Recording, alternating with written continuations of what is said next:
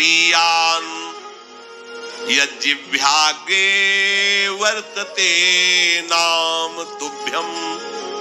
ध्यान दीजिए, ते पुस्तपस्ते जुहुः शश्नुरार्या ब्रह्मानुचुर्नाम गृणन्ति ते।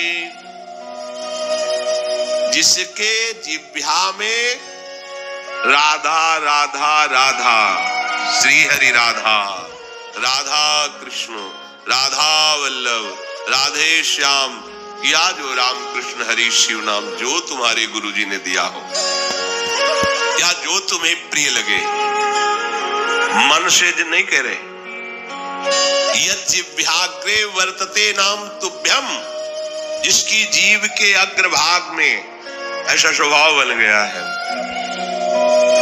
चल रहा नाम जप करे, बोले अहो बत स्वपचतो गरीयान। यद्यपि वो स्वपच है, फिर भी गरीयान वो सबसे श्रेष्ठ है। हरिराम व्यास जी ने कहा कि रैदास जी की चरण धूल के सामने करोड़ों ब्राह्मण नहीं है, क्योंकि उनकी जिह्वा पे निरंतर हरि का नाम विराजमान। इसीलिए यहाँ ब्रजवासी सब ब्रह्मा से भी परम पवित्र और श्रेष्ठ माने गए। व्यास मिठाई विप्र की तामे लगे आग, वृंदावन की स्वपच की जूठन खाइए माग। ये बड़े मस्त है ब्रजवासी। प्रातः काल एक बार मंगला करके श्री जी की जा रहे थे, तो एक माई ठेलिया में कूड़ा करकट से भरे मस्ती बिहारी जी के पद गाय, जपे जा राधा राधा नाम, बसे जा श्री वृंदावन धाम, मिलेंगे कुंज बिहारी ओढ़ के कांवर का। ठेलिया कूड़ा के लिए रोका और कुछ भेंट दिया, चरणों प्रणाम। ये है हमारे वृंदावन की है, जिनकी जिह्वा में बिहारी बिहारिन जो का जस बसा हुआ है, परम पावन श्रीधाम वृंदावन की परिचर्या में लगी। तो व्यास मिठाई विप्र की तामे लगे आग, वृंदावन के स्वपच की जूठन खाइए मांग, क्योंकि ये हरि प्रेम प्रदान कर दे। किसी की सामर्थ्य नहीं कि संतों के माथे पे हाथ रख दे। एक ब्रजवासी का छोरा छोटा सा हो, उसके पैर चल, कोई भी हो ऐसे लबा के हाथ, जा बाबा। और उसको जब प्रणाम किया ना भैया, लाडली जी कृपा करे तो कदे निहाल हो गए। ये आशीर्वाद कौन दे सकता है? देखो बरसाले के गोसाई पे चरण छुओ, सीधे लाडली जी से हाथ करके बात करते हैं। लाडली जी, आपको विश्वास नहीं? अगर विश्वास कर लो तो लाडली जी उनके कर कमल से सेवित है, वो जो कह रहे हैं वही लाडली जी करेंगी। भोरी सरकार है, पर हमें मनिलता मन की होने के कारण इन सब भावों पर विश्वास नहीं रहता। कह रहे कोई भी तपस्वी उसकी समानता नहीं कर सकता। जिसकी जिह्वा के अग्रभाग पर उसने सारी तपस्याएं कर ली, सारे तीर्थ स्नान कर लिए, भागने की जरूरत नहीं, राधा राधा बोलो, सारे तीर्थ स्नानों का फल तुम्हें उसी क्षण मिल जाएगा। तो तुम्हारी जिह्वा के अग्रभाग पर श्री हरि का नाम, प्रियाजू का नाम दिया। सारे वेदों का अध्ययन कर लिया, उसे कुछ अध्ययन करने की जरूरत नहीं है। जो बड़ी बड़ी तपस्याओं से, तीर्थयाटन से, वेदाध्ययन से, यज्ञ आदि से गति मिलना दुर्लभ है, वो तुम्हें नाम से प्राप्त हो जाए। कौन हो, कहां हो, कैसे हो, कोई प्रश्न नहीं। जैसे हो, जिस परिस्थिति में, जिस विषय में फंसे हो, वहीं से तुम्हें नाम उठा के महात्मा बना देगा, तुम्हें धनवान बना देगा, यशस्वी बना देगा। तुम तेज से संपन्न हो जाओगे। नाम का तेज, भगवान नाम का तेज है, प्रताप है भगवान नाम का। एक बार नाम आप बसा के तो देखो हृदय में, जोर से आलाप लोगे नाम का, प्रकृति का परिवर्तन हो जाए। अरे स्वामी का नाम है, सुमीर पवन सुत पावन नामू अपने बस करी राखे। जपहि नाम जन आरत भारी, मिटहि कुसंकट होय सुखारी। इदम ही पुंसस् तपसः श्रुतस्य वा सृष्टस्य सूक्तस्य च बुद्धिदत्तयोः अविच्युतोऽर्थः कविभिर्निरूपितो यदुत्तम श्लोक गुणानुवर्णनम। बड़े बड़े वेदनिष्ठ ब्रह्म ऋषियों ने निश्चय किया है कि भगवान के नाम का निरंतर जप गुण कीर्तन, इससे बड़ा कोई तप नहीं है, कोई वेदाध्ययन नहीं, कोई यज्ञ नहीं, कोई ज्ञान या कोई दान इससे बढ़कर के नहीं है। बस प्रभु के नाम में तुम्हारी प्रीति हो जाए।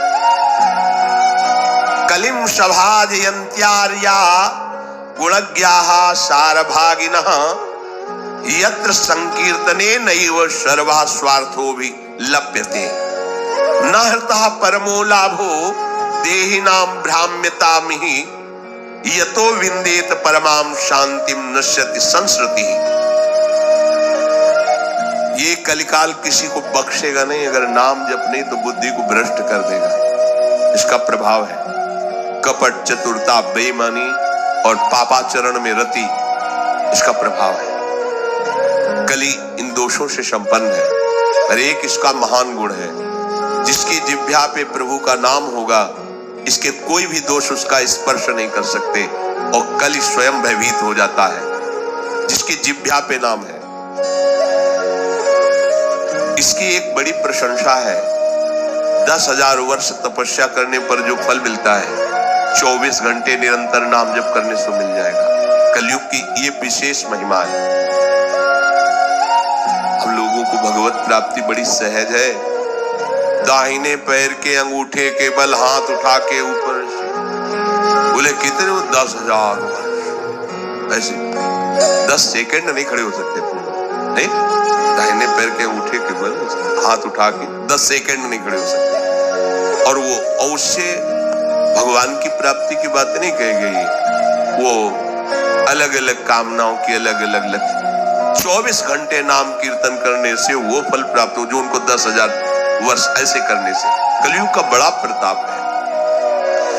जो तुम स्वार्थ की पूर्ति चाहते हो या परमार्थ की पूर्ति चाहते हो या तुम रोग का नाश चाहते हो, तो एकमात्र उपाय है भगवान के नाम का निरंतर जप।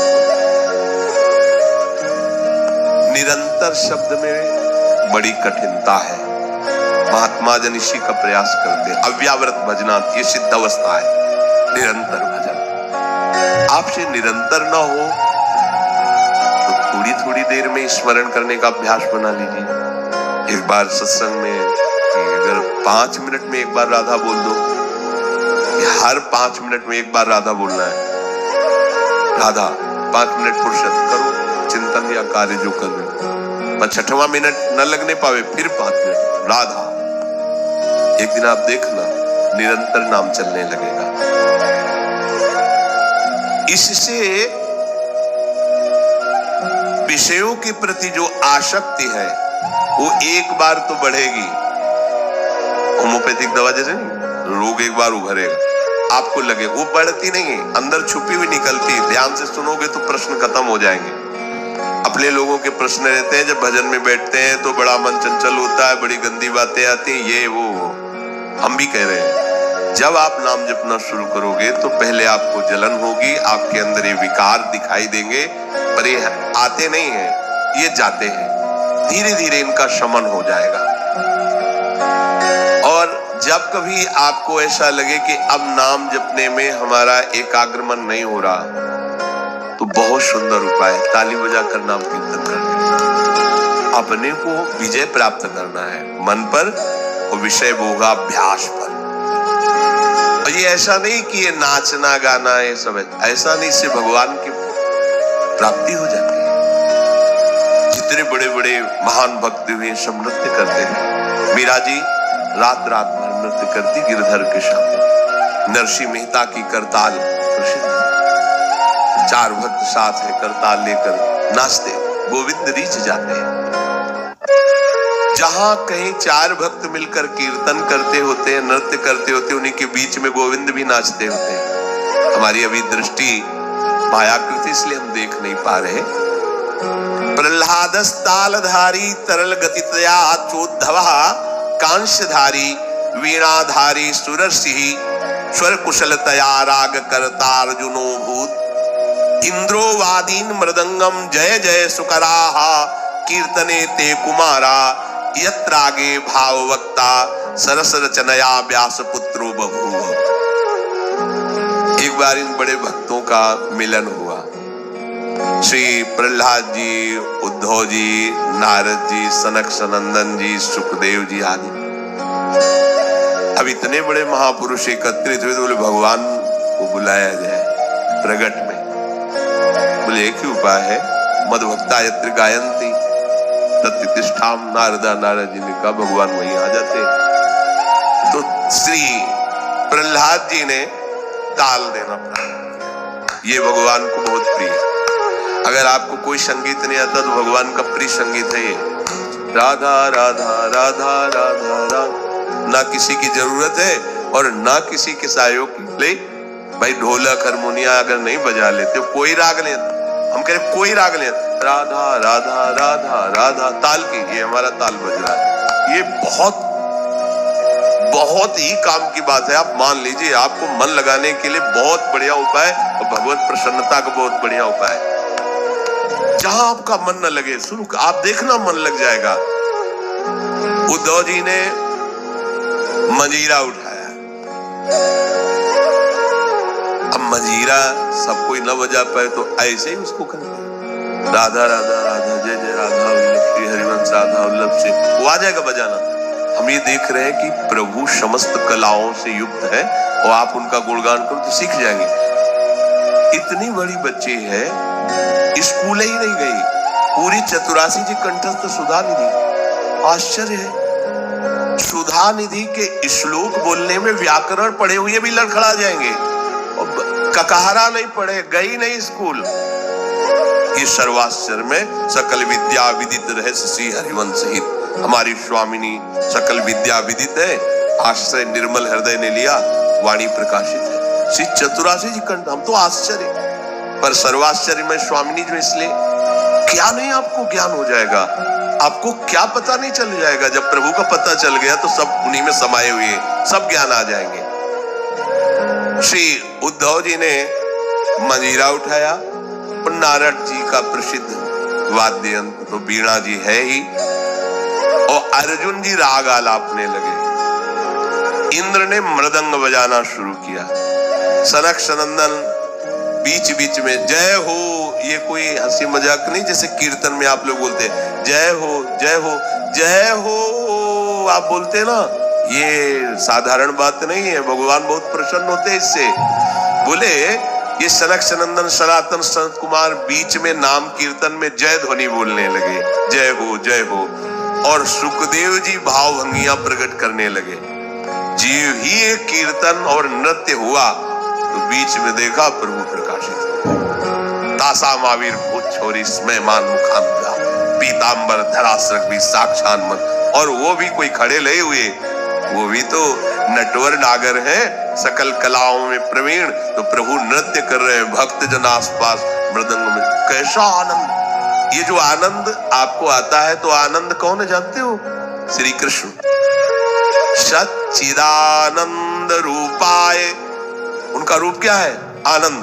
आपके हृदय में उमगल, सबके हृदय में भगवान आ रहे हैं। बोले हमारा अनुभव नहीं हो रहा, मलिन यंत्र है, यही करते रहो। थोड़ा आनंद आया ना, अब पूरा आनंद आ जाएगा। और जिस दिन पूरा आनंद आया उस दिन से फिर तुम्हें कोई घसीट नहीं पाएगा। माया का जो आकर्षण है। भगवद आदि पुरुषस्य नारायणस्य नामोच्चारण मात्रे निर्धूत कलिर्भवति। जो प्रभु श्री हरि का नाम उच्चारण मात्र करता रहता है, कोई भी कलयुग का दोष उसके अंदर। कलयुग बड़ा सूक्ष्म विषय है।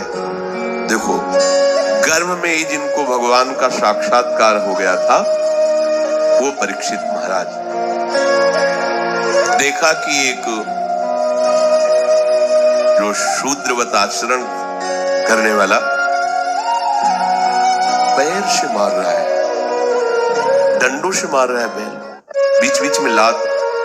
ये ध्यान रखो, किसी को भी पैर से कभी, सब में श्री भगवान है, कभी ऐसा दंड विधान किसी के लिए जैसा, पर ऐसे सहज में किसी को अपने पैर न लगे। अपने लोगों का परमार्थ है ना, कोई अगर लेटा हुआ है तो उसे नांगने की जरूरत नहीं, घूम के भले चले जाओ, उससे प्रार्थना करो कि आप पैर हटा लीजिए। ये ऐसे किसी को नांगना, किसी के पैर मारना, ये सब गंदे आचरणों में आता है। भक्तों के द्वारा ऐसा नहीं होता। हमें तो आश्चर्य हुआ, पूज्य श्री चंद्रशेखर बाबा के एक जो अंग सेवी थे, उन्होंने बताया कि बाबा का श्री चरण एक बार हमारी पादुका को छू गया तो बाबा पादुका को ऐसे छू के ऐसे, हम कहा अरे बाबा हम मर गए, ये क्या हमारी पादुका? बोले अब तुम थोड़ी हो, तुम तो हरि के शरणागत वैष्णव हो गए। अब वैष्णव की पादुका पूज्य होती है, उसमें पैर कैसे? बाबा के वो शिष्य हैं और बाबा उनकी पादुका को, ये है भाव, वैष्णव भाव, ये भगवत भाव। हम गुरु हैं, चेले का तो ऐसा नहीं, पूज्य हो गया, वो भगवान का दास हो गया। हम तो पोस्टमैन हैं, हमें जो मिला वो इधर दे दिया, लेकिन वो वही है, उसको उसी भाव से देखे कि भगवान का निज जन, भगवान का भक्त है। लात से मार रहा था, डंडों से मारा तो रुक जा, हमारे राज्य में कोई हमारे ऐसे धर्मयुक्त पशुओं को दंड दे और मेरा भय न हो, ऐसा कौन पैदा हो गया? नजदीक गए तो जब देखा कलयुग ने कि ये तो प्रचंड काल रूप है, भगवत भक्ति से संपन्न थे, तुरंत उसने आग उतारी चरणों, महाराज रक्षा कीजिए, और मुझे भगवान ने ही सेवा दी, अब मेरा समय आ गया, अब मैं राज्य करूंगा। तेरा कलयुग, जी हाँ, देखो उसका परिचय कहां से हुआ? अधर्माचरण से ही। तो उनका जब तक मैं जीवित हूं तब तक तेरा राज्य नहीं आने दूंगा, तुम्हारी प्रजा में अधर्माचरण फैल जाएगा, होगा। आपको कुछ न कुछ तो स्थान देना ही होगा हमारे लिए, कि आप ठीक है मदिरालय, और जो मदिरा सेवन करे, और जहां शरीर को बेचा जाता हो, भ्रष्टाचरण किए जाते हो, जहां जुआ खेला जाता हो, ये द्वित कीड़ा, मद्यपान करना, व्यभिचार करना। व्यभिचार उसे ही कहते हैं जो धर्म से रहित काम संभोग होता है, जो अपनी एक पत्नी व्रत रहकर भगवान की भावना से संतानोत्पत्ति की क्रिया, वो उसे व्यभिचार नहीं कहते, वो दोष युक्त नहीं, गृहस्थ धर्म के अंतर्गत है।